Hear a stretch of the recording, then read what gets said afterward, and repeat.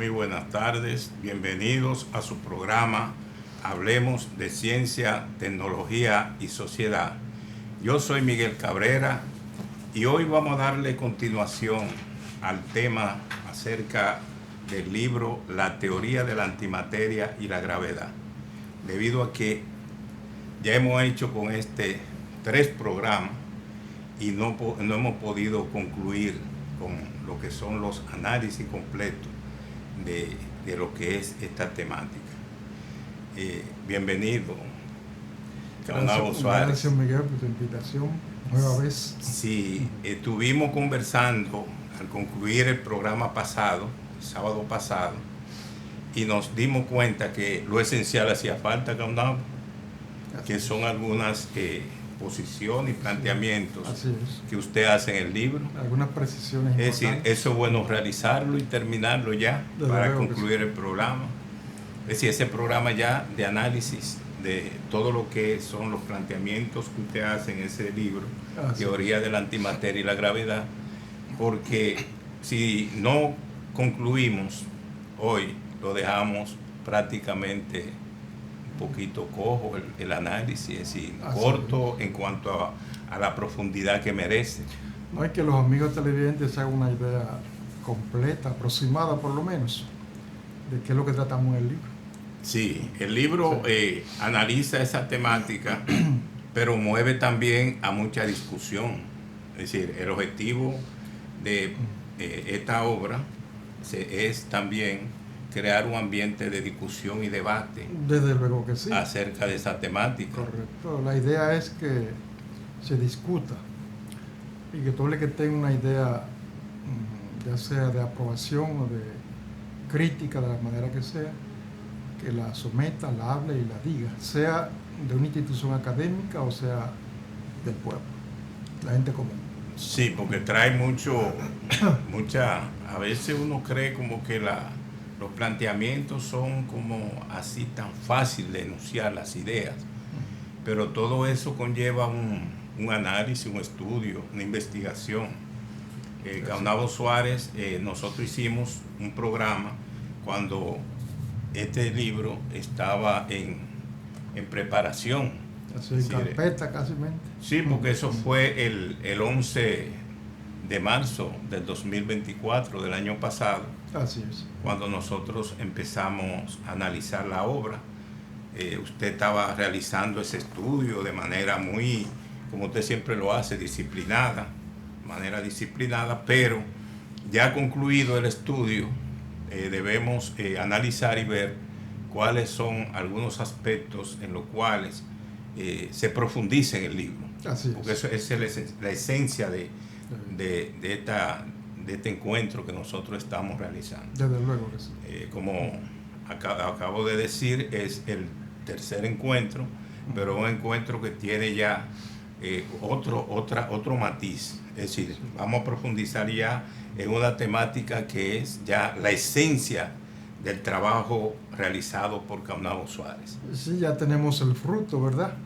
Vamos a decir, el parto de la obra. Exacto. Entonces ya lo que nos cuesta es hacerlo lo más asequible, ya sea mediante explicaciones o mediante la difusión, mediante la venta del libro, para que sea conocido. Y estos conceptos que vertimos acá sean realmente del dominio de la gente, que pueda verlo, discutirlo y si lo desea también darle propaganda. Hay un interrogante que uno se hace al ver los planteamientos señalados en el libro, es decir, cómo usted enfoca y analiza y presenta algunas ideas. Por ejemplo, el elemento de las características de la materia y la antimateria. Es decir, cuáles son, según su apreciación, esos elementos que caracterizan tanto la materia como la antimateria. Sí. Bueno, en primer lugar, la materia está compuesta por átomos, es decir, por partículas llamadas átomos, que a su vez están compuestos internamente por otras más pequeñas, que son protones y neutrones y electrones. Pero a su vez, los protones y neutrones forman el núcleo atómico, que tiene otras partículas más pequeñas, principalmente las llamadas los quarks, que son los que mantienen unidos los electrones, el núcleo en sí, a través de una fuerza, la llamada fuerza nuclear fuerte, que está intermediada por otra partícula, que son los gluones. En cambio, la antimateria está compuesta, a mi juicio, a mi consideración y a mis estudios, por partículas, que pueden ser tanto antipartículas o partículas, ¿verdad? Eso quiere decir que tiene ya una distanciación muy grande, porque en este caso entonces la materia, por estar compuesta por átomos, es discontinua, es decir, tiene un espacio-tiempo dentro de su estructura, entre un átomo y otro, y dentro del átomo en sí, en su sistema orbital. En cambio, la antimateria no posee eso, no tiene espacio-tiempo en su estructura, porque es solo de partículas elementales. Y el espacio-tiempo es tan pequeño que infinitesimalmente puede considerarse inexistente desde el punto de vista de lo que tratamos en la obra. Ese es un aspecto. Eso quiere decir entonces que la antimateria es discontinua.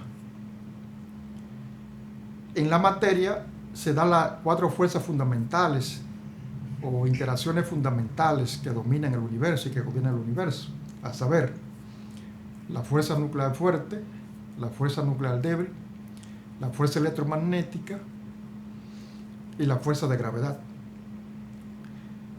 La fuerza nuclear fuerte, la electromagnética y la débil no están presentes en la antimateria. Solamente en la antimateria está la gravedad, a nuestro juicio y según nuestros criterios de investigación técnico-científica, o sea, las investigaciones que hemos hecho y nuestros propios puntos de vista particularmente. ¿Por qué la antimateria no se dan esas otras 3 fuerzas fundamentales del universo? Porque esas fuerzas fundamentales, esas 3 fuerzas corresponden al espacio-tiempo. Y como la antimateria no tiene espacio-tiempo en su estructura, sino que es continua, entonces no pueden darse en ella. ¿Y qué otra cosa genera de diferencia esa con la antimateria con la materia? Que la materia, por ser discontinua, también genera mucho calor, genera energía, genera luz. Los electrones tienen varios niveles de energía. Y cuando pasan de un nivel a otro, absorben o liberan energía. Y eso lo hace diferente a la antimateria. La antimateria no libera energía, porque no tiene sistema orbital, solamente partículas, una mole de partículas y antipartículas.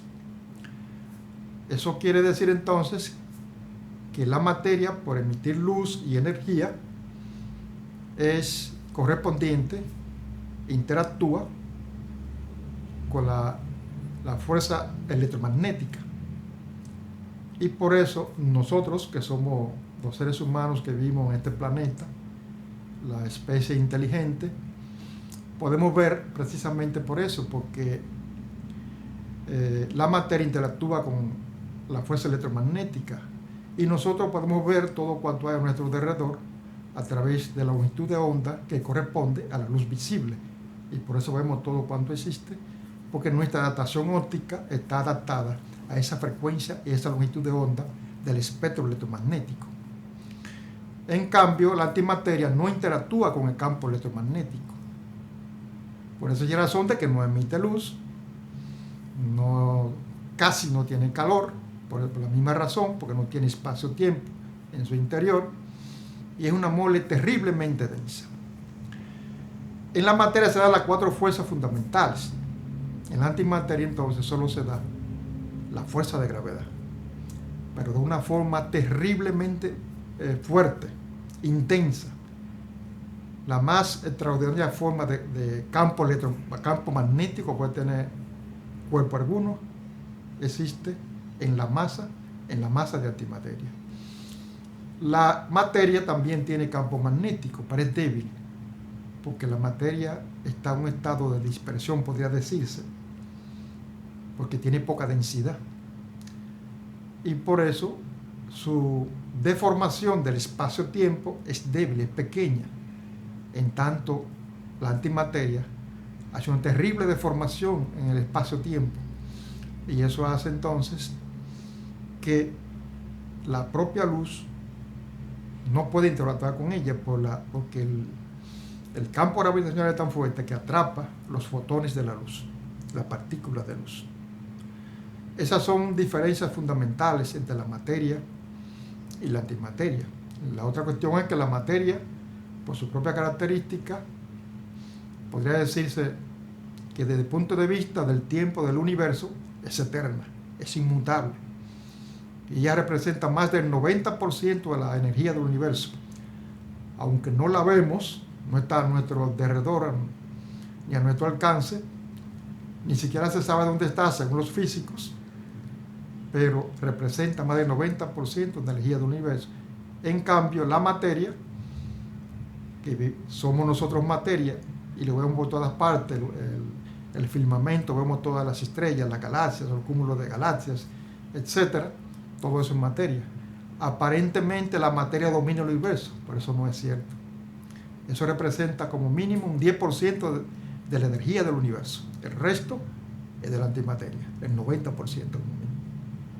Cuando se escribe la historia o se hace un libro sobre el universo, quedan muchas expectativas, porque, por ejemplo, usted hace una afirmación en su libro acerca de que la antimateria existió primero que el universo.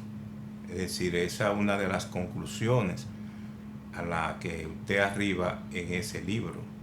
Si usted llega a afirmar esa posición, es un planteamiento básico para poder comprender todo lo que es el análisis y el estudio que usted realiza.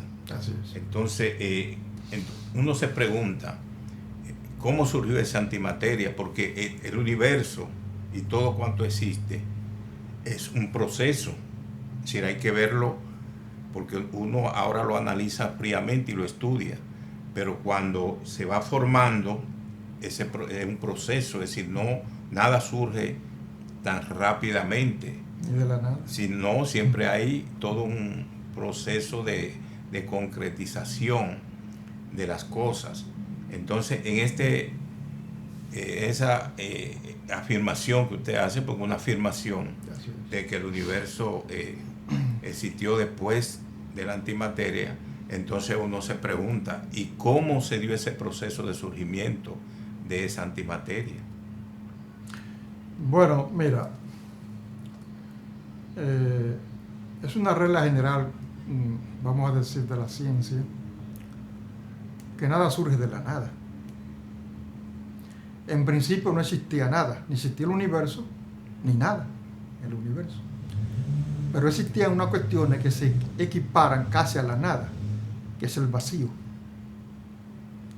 Y en ese vacío surgieron los campos del vacío. Y de esos campos del vacío, y estamos hablando de antes de existir la materia y la propia antimateria, de esos campos del vacío surgieron las partículas y antipartículas. Y llegó un momento que esas partículas y antipartículas, impulsadas por la fuerza del vacío y los campos del vacío, pues crearon la condición para que esa partícula, aproximándose a la velocidad de la luz, adquirieran masa. Al adquirir masa surgió la gravedad con la masa. Y por eso que decimos que la antimateria solamente está dominada por la gravedad. Porque en ese tiempo, antes de existir el espacio-tiempo, antes de existir nuestro universo, en tiempo tan remoto e indefinible que no podemos decir ninguna expresión ni aproximada de cuándo habría sido. Algo sumamente remoto que no es alcanzable para las condiciones actuales de nuestra mente humana. Pero en esas condiciones, en los campos del vacío surgieron las partículas y las antipartículas. Y luego, a la velocidad próxima o muy cercana a la luz, adquirieron masa. Y de ahí surgió entonces la masa de antimateria. No fue la masa de materia. Y de esa masa de antimateria que se formó, en millones y trillones indefinidos de pequeñísimos agujeros negros, de pequeñísimas porciones de antimateria conglomerada, poco a poco fueron desarrollándose, colisionando y creando cada vez más antimateria, masa de antimateria más grande, y en ese proceso continuo y permanente, por tiempo también indefinible, fueron creándose masa de antimateria muy grande hasta llegar a la condición de ser tan grande, de tanto poder, que luego por colisión crean universos, no solo este, porque existe la teoría del multiverso, es decir, que hay muchos universos como este. Pues esas pequeñas singularidades, que así se le llamarían, ¿verdad?, fueron desarrollándose, colisionando, uniéndose, hasta crear gigantescas y poderosas singularidades de antimateria. Y luego esas singularidades, como ya expresamos, en colisión, dan surgimiento a universos, a este y a otro como este. Ese es nuestro punto de vista para el surgimiento del universo. ¿Qué ocurre? Que la teoría actual, la que está reconocida por la cosmología, que es la teoría cosmológica del Big Bang, no tiene explicación de dónde vino la partícula que explosionó y dio origen al universo. No dice nada sobre eso, que simplemente esa partícula muy densa, con mucha energía, alta temperatura, explosionó y creó el universo. ¿Y de dónde vino esa partícula? Esa singularidad que se presenta como el origen del universo. Nosotros, en nuestra teoría, planteamos, por esa razón, que no fue de ese modo que surgió el universo, sino que surgió por la colisión de dos grandes singularidades de antimateria que ya existían antes del universo. Esa colisión creó la condición, con la liberación de un 10% de su masa de las dos singularidades, se formó el universo, y el resto se unió para formar una sola singularidad que para nosotros actúa en la actualidad como centro del universo. Hay varios conceptos, porque en la ciencia, cuando nosotros hablamos de cualquier ciencia en sentido general, siempre están constituidas por un conjunto de conceptos que se van definiendo y que van a ser el armazón teórico de cada una de las distintas áreas del conocimiento y del saber. En ese caso tenemos usted emplea el concepto de singularidad, pero hay otros conceptos que están ligados a eso, a ese análisis, a ese estudio que usted hizo, que además de la singularidad está la materia oscura y está la energía. Entonces, ¿cómo podríamos nosotros en este caso abordar esas ideas? Es decir, singularidad, energía y materia oscura. ¿Cómo se da ese proceso?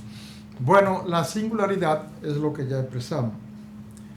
Es la expresión más absoluta de la masa de antimateria. Está contenida en la singularidad.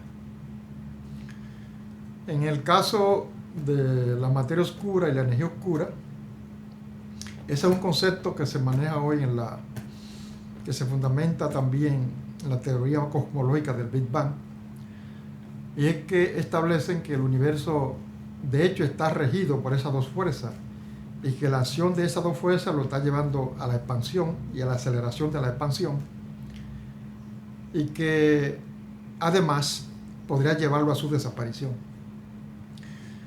Nosotros decimos pero ¿qué ocurre? Que esa creencia en la materia oscura y la energía oscura no se fundamenta en una teoría matemática, sino en modelos matemáticos, que es diferente. Existen fórmulas matemáticas que determinen la existencia o la probabilidad de existencia de la materia oscura y la energía oscura. Y también se fundamenta en una cuestión que se denomina las lentes gravitacionales, que no se trata de lentes de lo que usamos nosotros, no. Se trata precisamente que un cuerpo masivo como una estrella opaca la visión, la vista de otra estrella que esté detrás de ella por su tamaño, ¿verdad? No se puede ver la que esté detrás. Pero que la deformación del espacio-tiempo por el cuerpo que está delante, que curva el espacio-tiempo, la luz cuando pasa por esa deformación nos permite ver el cuerpo que está detrás. Eso se llama lente gravitacional, que sin entrar directamente a nuestra visión, lo podemos ver indirectamente a través de la curvatura que hace la luz al seguir precisamente la curvatura del espacio-tiempo, la deformación del espacio-tiempo. Esos son los criterios y los conceptos que también llevan a muchos científicos de la actualidad a considerar que la materia oscura es una de las regentes principales del universo. Nosotros decimos que no, que la materia oscura y la energía oscura no existen, que lo que es el regente fundamental del universo es la antimateria. Y eso es así debido a una cuestión fundamental. Las galaxias están compuestas, la nuestra por lo menos, más de 200.000 millones de estrellas. ¿Qué ocurre?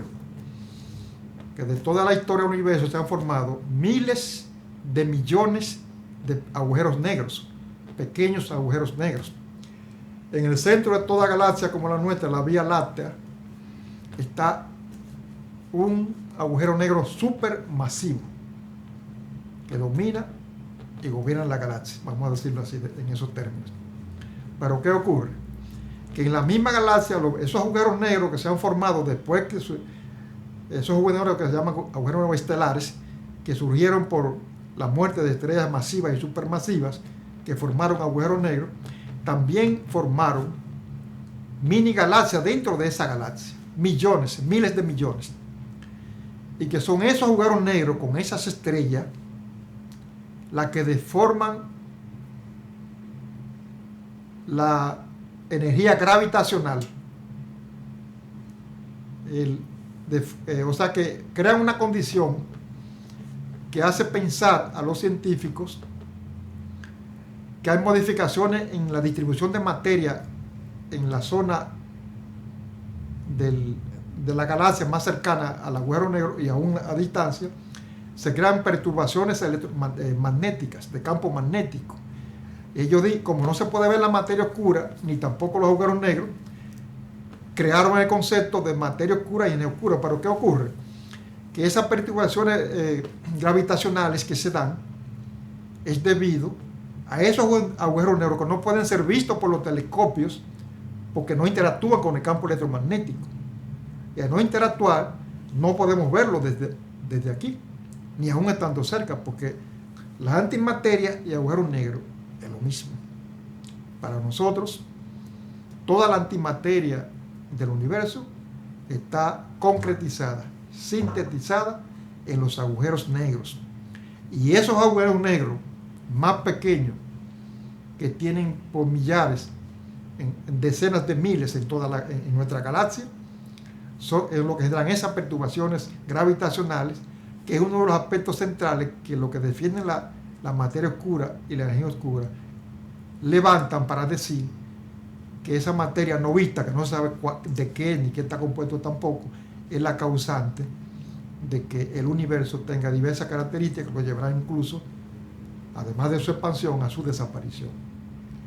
Cuando nosotros vemos, en este caso, por ejemplo, esta mesa, la silla, ese mismo vaso está moviendo materia. Es decir, la materia está en el universo por todo lado. Es decir, en cada componente de, por ejemplo, un cuerpo, aparece materia. Pero eso es visible. Ahora, cuando nosotros hacemos un análisis de la antimateria, no la vemos. Entonces surge ahí la interrogante: ¿dónde está esa antimateria? Es decir, ¿cómo la podemos localizar? ¿Qué instrumentos, qué aparatos podemos utilizar para decir, ahí hay antimateria, logré encontrar antimateria en tal elementos? Mira, es que eso no es posible en nuestro universo, ni en ninguno, si existiese multiverso, que muy probablemente existe, y nosotros menos aquí en el planeta Tierra, que es vamos a decir, mucho más inferior, es un electrón comparado con el universo. Porque la antimateria, al no interactuar con la luz, no puede verse. Ese es un factor central.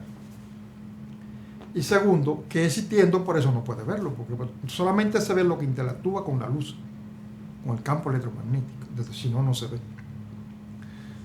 Entonces, y la otra cuestión es que la antimateria no está en estado de dispersión como está la materia, sino está en extremo estado de densidad absoluta y gravedad absoluta, inmensa. Y por eso no está por todas partes. Y por eso vamos a decir que la antimateria del universo está concentrada en los agujeros negros. Y nosotros no podemos ver un agujero negro porque es de antimateria. ¿Por qué? Porque su campo gravitacional es tan grande que absorbe los fotones, se los traga. O sea, la luz no puede hacer su trabajo. Nosotros vemos esto aquí porque la luz llega a nuestros ojos, que tiene una condición que es fotosensible a los fotones de la luz, y por eso podemos ver todo cuanto existe. Pero en el caso de la antimateria eso no es posible porque se tragan los fotones. Entonces no lo podemos ver, por eso no quiere decir que no exista. Pero ¿qué ocurre? Un agujero negro supermasivo tiene masa por millones de estrellas del Sol, sino miles de millones. Miles. Hay un agujero negro que tiene más de 46.000 millones de masa solar, o sea, de veces el Sol. Supermasivo, extremadamente supermasivo. Entonces, no la vemos, es la que gobierna el universo. Porque el agujero negro gobierna las galaxias y todas las estrellas que tienen ellas. Hay lo que se le llama lentes gravitacionales. Es decir, ese concepto que es de la física. Es decir, uno a veces tiene que verlo y analizarlo para comprender qué son los lentes gravitacionales y qué uso y empleo tienen. Bueno, mira, ya prácticamente lo dijimos hace un ratico. Ese fue uno de los conceptos que se aplicaron para demostrar que el espacio-tiempo se curva, como dijo Albert Einstein, con la masa y la energía. Ese fue el concepto fundamental, usando lo que se denomina lente gravitacional. O sea, que si aquí hay una estrella, ¿verdad?, que es un cuerpo masivo, y frente a nosotros hay otra estrella, esa estrella que está delante no deja ver la que está detrás, ¿verdad?, porque es muy grande, y yo estoy aquí atrás. Entonces la luz, el espacio-tiempo es curvado por la primera estrella que está delante. Entonces la luz de la estrella que está detrás coge la curvatura al espacio-tiempo para llegar hasta mí. Entonces yo puedo ver esa estrella porque la luz se curvó al seguir la línea del espacio-tiempo. Entonces eso se denomina lente gravitacional, porque fue el campo gravitacional de la estrella que curvó el espacio-tiempo. Entonces la luz siguió esa curvatura para llegar hasta mí, que estoy delante de la estrella, y puedo ver la que está detrás. Entonces es una lente gravitacional. Ese es el concepto de lente gravitacional. Esos cuerpos celestes están a distancia enormes de lo que la situación que uno presenta aquí en la Tierra.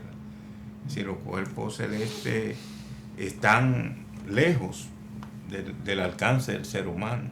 Así es. Entonces, hay tecnologías para uno poder observarlo, porque en realidad las conclusiones que ustedes, lo que se dedican a la astrofísica, a la que ustedes llegan, es en base a esa observación.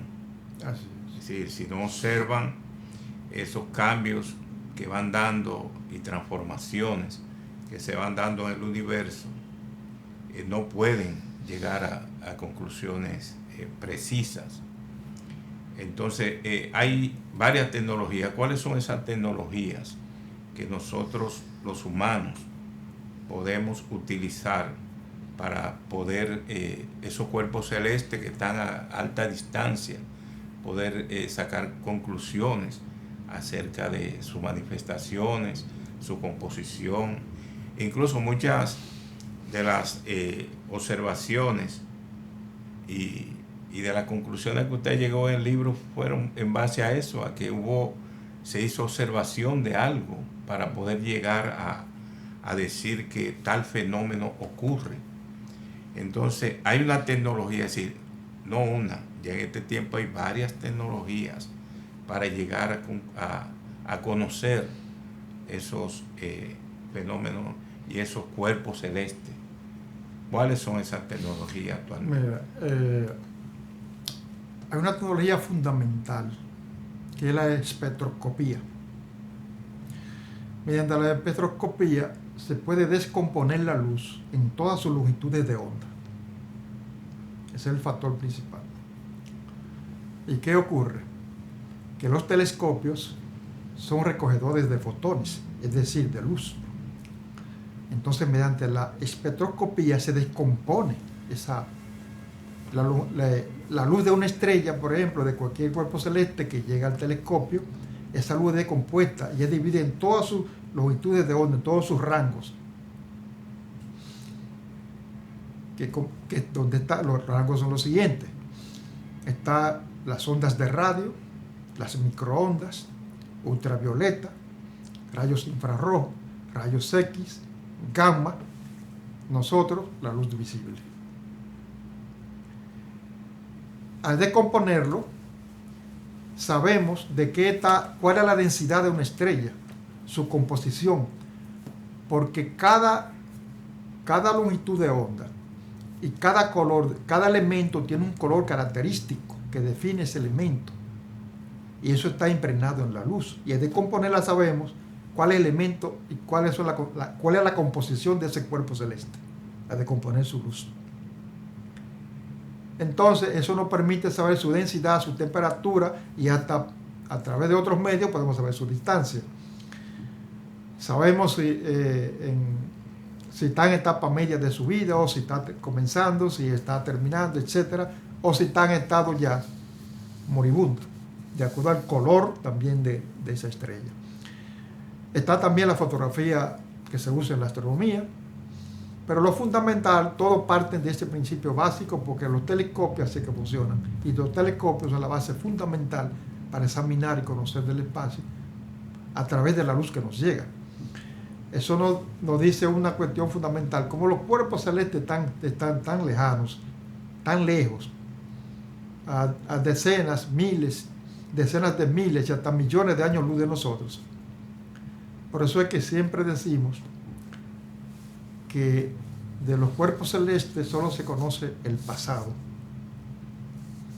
Porque si hay un cuerpo celeste que está a 1.000 millones de años luz de aquí, o solamente, vamos a decir, más cerca, a 1.000 años, a 1.000 años luz de aquí, pues sabremos cuando llegue la luz de él aquí, habrán pasado ya 1.000 años que salió esa luz para acá.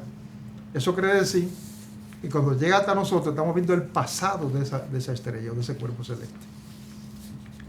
Por eso es que de los cuerpos celestes no se estudia el presente, sino su pasado. Un cuerpo que está a 10.000 años luz, 10.000 millones de años luz, que llegó aquí, la luz ahora, necesita 10.000 millones de años que esa luz salió y llegó hacia nosotros. Eso quiere decir que ese cuerpo, cuando viene a ver, está desaparecido hace 10.000 millones de años. No se estudia el presente en astronomía ni en astrofísica, sino el pasado. Porque entonces el proceso es cuando ya se está observando un fenómeno, es porque tiene ya años y años que eso ha sucedido. Que la luz salió de allá, porque a través de la luz. Sí. Entonces, ¿dónde se forma?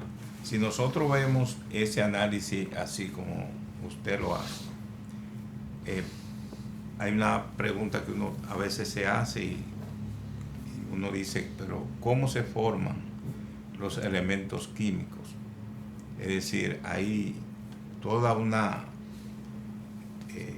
forma de creación de esos elementos químicos. Así Es decir, no es que aparecen de la noche a la mañana, de que un elemento químico surgió así de repente, sino hay todo un proceso de formación de los elementos químicos. Entonces, ¿cómo nosotros, dónde se formaron esos elementos químicos que son tan útiles en esta época, la época de transformaciones y de cambios que vive la humanidad? Los elementos químicos son básicos, por ejemplo, en su empleo en la alta tecnología. Ahí nosotros tenemos, por ejemplo, las tierras raras, que ahora tienen bastante valor y mucho uso. Antes no, las tierras raras no tenían ninguna importancia. Hace 100 años, 200 años, no tenían utilidad. Sin embargo, en esta época se emplean en numerosos artefactos que se van produciendo. Y cuando uno ve ese caso, uno dice, pero las tierras raras tienen 17 elementos químicos. Se calcula que esa es la cantidad de elementos químicos que la componen. Entonces, ¿cómo se forman esos elementos químicos? ¿Cómo surgen? Bueno, los elementos químicos, todos se forman en el horno termonuclear de las estrellas. El hierro, que circula en nuestra sangre, que es el centro de la hemoglobina de nuestra sangre. En el caso de los árboles, que es el magnesio, el centro de su sistema circulatorio, ¿verdad? Vamos a decirlo así también. Todo los minerales que componen nuestra estructura ósea, másica, fluidos, todos los minerales que intervienen en nuestra alimentación, en nuestra nutrición, se formaron en las estrellas. Son ellas las que generan todos los minerales que conocemos, todo lo que existe en la tabla periódica. La Tierra no genera ningún tipo de mineral, porque no tiene las condiciones para hacerlo, porque se necesita una enorme cantidad de energía, y solo las estrellas pueden hacerlo. ¿Y cómo lo hacen las estrellas?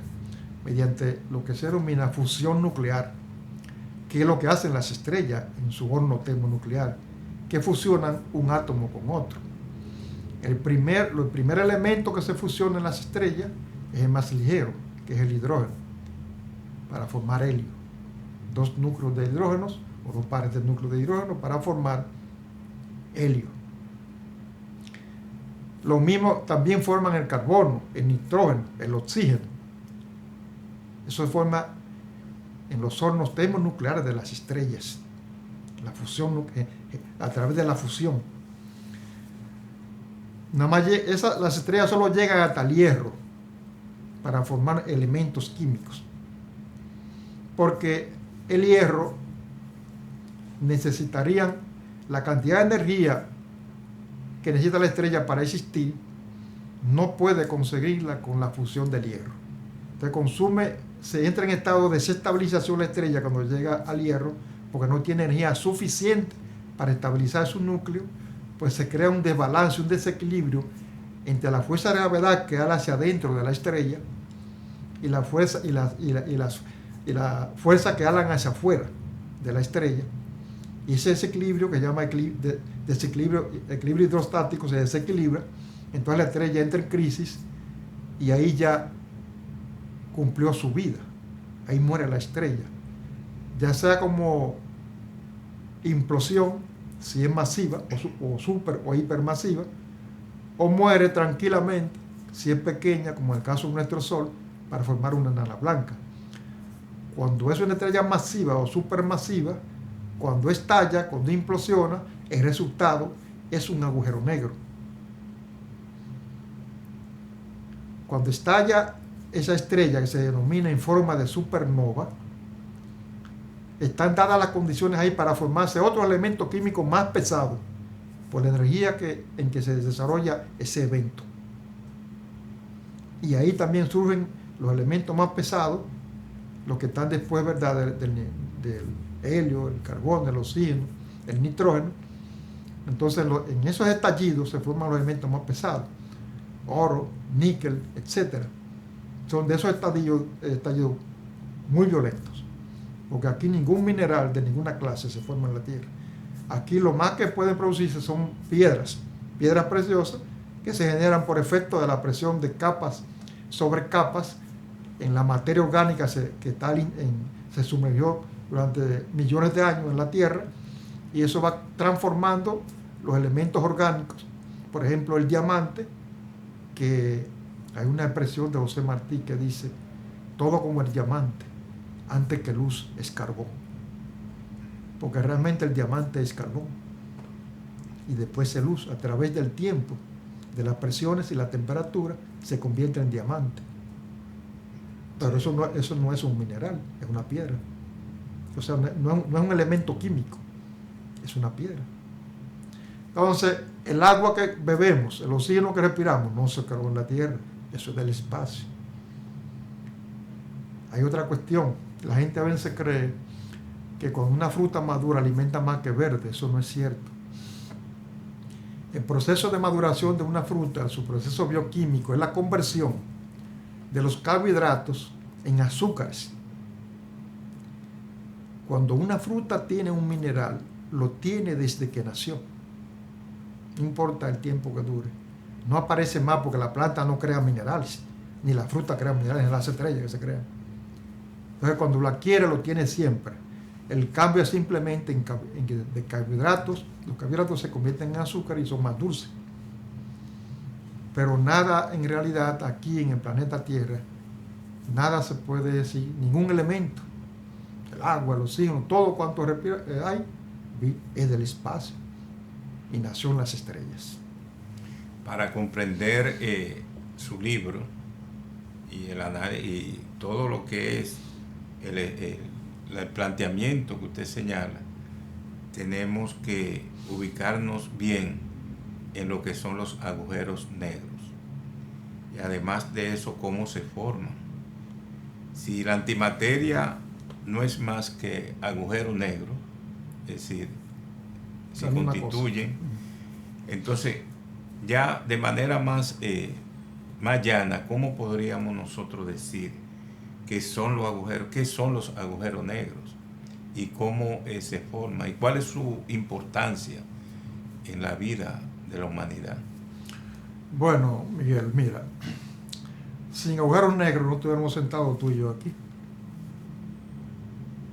ni siquiera el planeta Tierra tampoco, ni la galaxia tampoco. Ellos son los regentes del universo, y tú te das cuenta nada más porque están en el centro mismo de toda la galaxia. ¿Y qué significa eso? Que son el rey de la galaxia, los gobiernan. Sin los agujeros negros, las estrellas estuviesen en colisión todo el tiempo. Los planetas, una vez surgidos, también entrarían en colisión, porque la fuerza creadora, regenteadora del universo y de todo cuanto existe, de la forma tan organizada que está el universo, ese está regido por los agujeros negros. La vida existe por los agujeros negros porque mantiene el orden en el universo. Ese orden, sin ese orden es imposible que el universo hubiese prosperado, porque la materia que se creó y la antimateria que surgió con la colisión de las dos gigantescas singularidades, cuando ocurrió, no hubiese permanecido y organizado de la forma que fue, en que está. Solamente por la acción de los agujeros negros, que nacieron, inmediatamente nació el universo, junto con el universo. Lo que surgió después fue la materia. Pero con el negro, la antimateria nació en el mismo estallido de las dos singularidades. Entonces, sin ellos, nada existiese. Especulamos que cuando ocurren colisiones de singularidades y no ocurre en su origen la formación de agujeros negros, o que existan agujeros negros previamente en el espacio-tiempo creado, que existían ya orbitando las singularidades en colisión, entonces su universo podría ser fallido, especulamos nosotros, porque sin ello ningún universo puede progresar. Existe también energía oscura y también materia oscura. Uno se pregunta a veces qué diferencia hay entre la energía oscura y la materia oscura. ¿Cómo se da también esa interrelación entre esos dos tipos de forma que se da en la naturaleza? Es decir, cómo se manifiesta también esa energía oscura y esa materia oscura. Mira, ya expresamos más atrás ahorita que ese es un concepto de lo que creen que el Big Bang, como explosión de una singularidad de materia o no sé si antimateria, muy densa, creó el universo al estallar.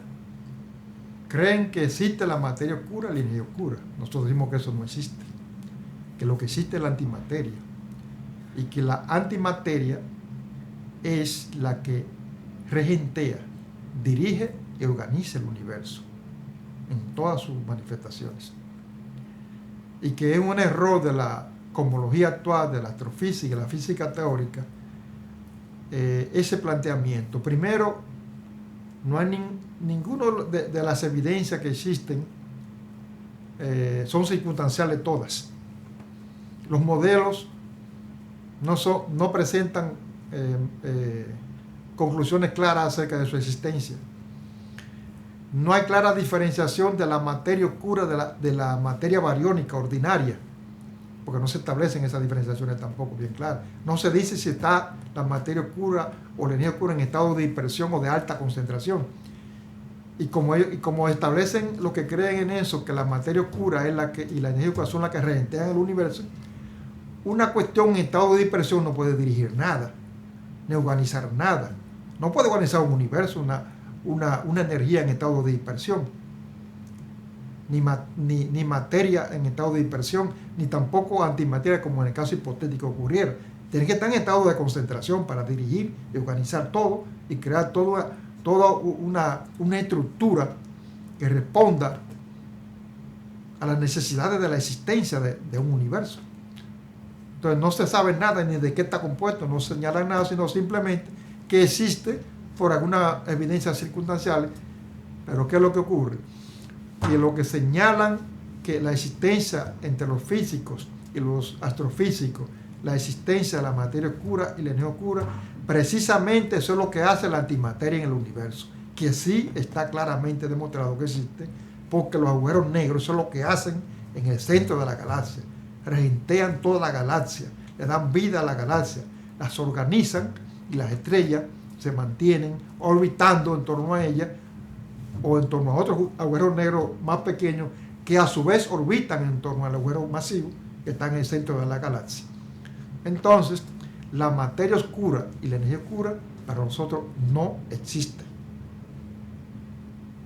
Porque a veces uno se pregunta también si es tan importante todo lo que es el estudio del universo, de la materia, de la antimateria, es decir, el sentido general de la astronomía y la astrofísica.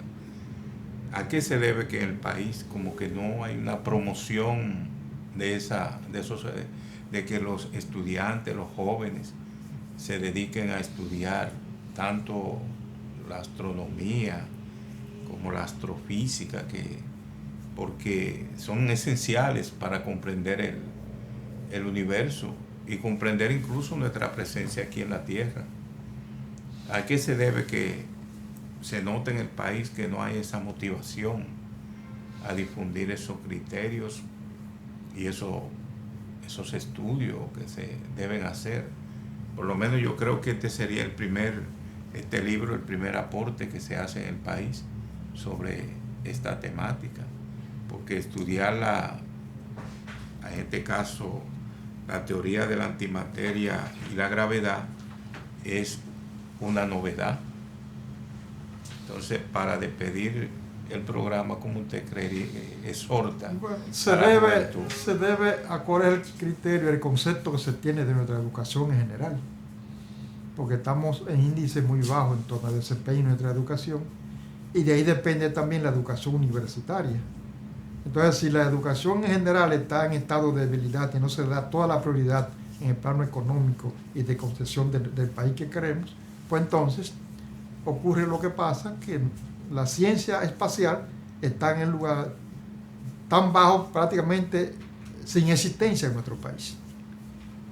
Eso se debe, sí, porque hay varias universidades que, por lo menos la UAS, debía interesarse en promover este tipo de estudio, aunque hay que reconocer que la Facultad de Ciencias fue la que le auspició a usted también, así es. Y le dio un apoyo. Claro que sí. La Facultad de Ciencias de la Universidad Autónoma de Santo Domingo, la UAS, Particularmente su decano, Ferreira. sí, le dio un apoyo significativo para que esta obra pudiera publicarse, es decir, se editara se hiciera en la editora universitaria, y ahora se está vendiendo en el Economato Universitario de la UAS, y también se está vendiendo en Amazon. Es decir, que ya con esta obra ya se inicia, yo espero que sea el inicio de los estudios, todos esperamos, todo lo que queremos difundir, los conocimientos, las ideas, porque para eso se constituyó este programa, para difundir ideas como esa. Lo que buscamos nosotros también con esta obra es precisamente levantar el interés de que la ciencia espacial es una de las más fundamentales en la actualidad en el mundo. Es la ciencia espacial la generadora de las mayores mejores tecnologías en el campo de la medicina, de la investigación de todo tipo. Y nosotros no podemos permanecer de espaldas a ella, sobre todo a la educación superior. Hay que interesarse por insertar nuestra nación, nuestro país, a la ciencia espacial. Eso es fundamental.